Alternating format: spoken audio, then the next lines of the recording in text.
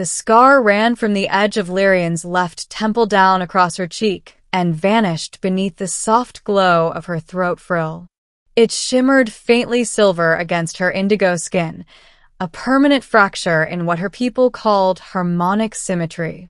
Among the Ilari, beauty was not subjective. It was measured, calibrated, and mathematically enforced. And by those standards, Lyrian had failed. She stood alone on the balcony of the Citadel of Orbits, watching the twin suns of Valari sink behind crystalline towers. The city below pulsed with bioluminescent traffic, floating spires, living ships, and citizens whose flawless forms reflected the cold perfection of their civilization.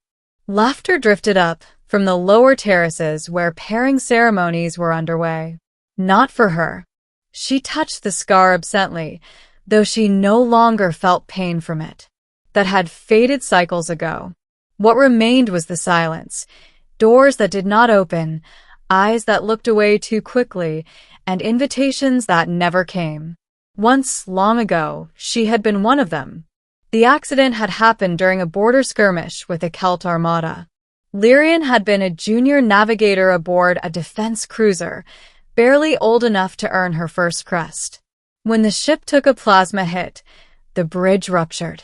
Shards of living crystal tore through the air. She remembered light, pressure, and then darkness.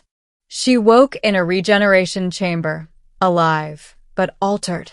The healers saved her life. They could not save her symmetry. Among the Ilari, scars were not marks of survival. They were evidence of imbalance. Flaws suggested inefficiency, unpredictability, and emotional instability, traits their society quietly feared. So Lyrian was reassigned. No longer a navigator. No longer visible. She became an archivist. Cycles passed. The galaxy expanded. Empires rose and fell. And Lyrian remained, cataloging forgotten wars and extinct species, her scar reflecting softly in the dim light of the archive vaults. That was where she first encountered the human. His name was Elias Ward. He arrived on Valaris as part of a minor diplomatic exchange. Humans had recently joined the Interstellar Concord, and curiosity about them outweighed skepticism. Elias was not a soldier or politician. He was a cultural historian, sent to study non-human narratives and record them for Earth's shared archives. Lyrian expected him to be like the others, polite, distant, quietly judgmental. She was wrong. The first time he saw her, he didn't look away.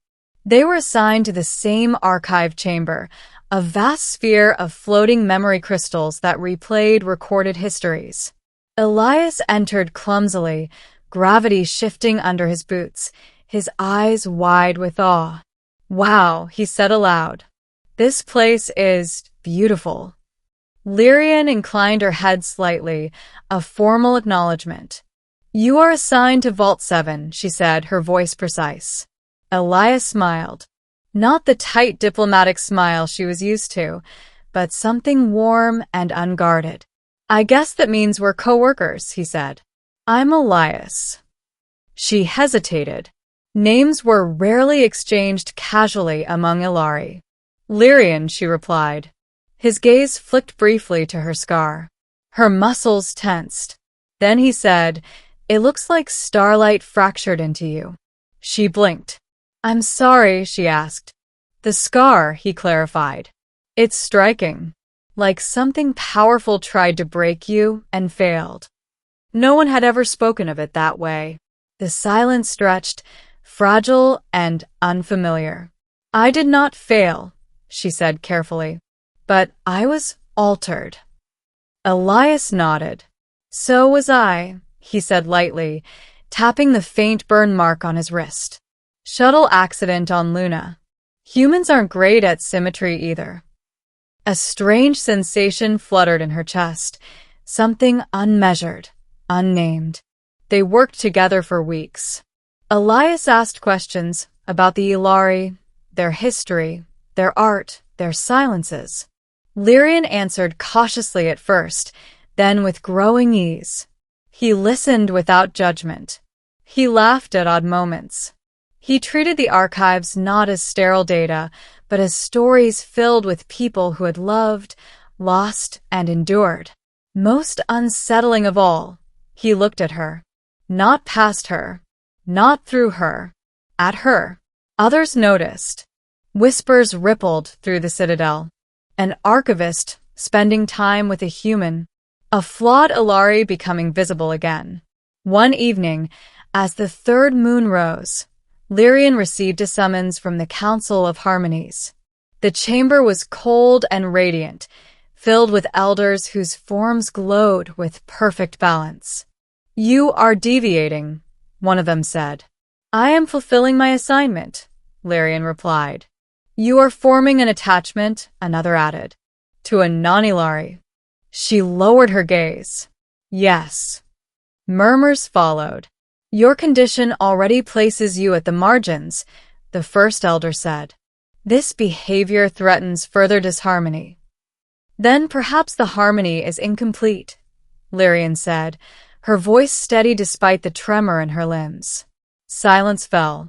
"You are spared exile out of mercy," the elder continued. "Do not mistake that for acceptance." She was dismissed.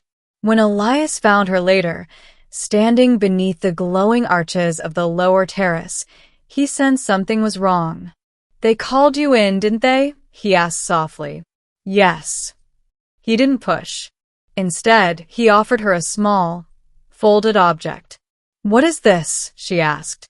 "A story," he said. "From Earth. About a woman who was told she was broken. Turns out she was just different."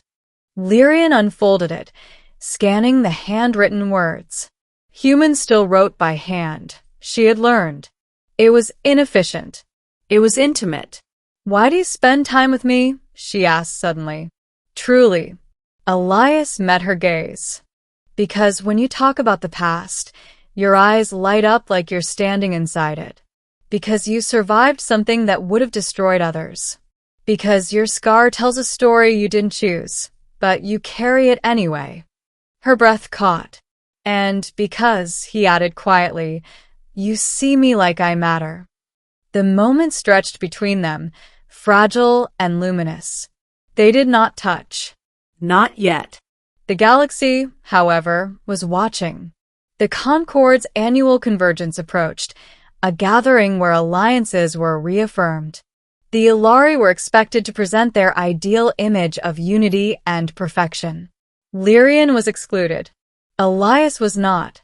On the day of the convergence, he stood before the assembled delegates, human insignia gleaming against his simple attire.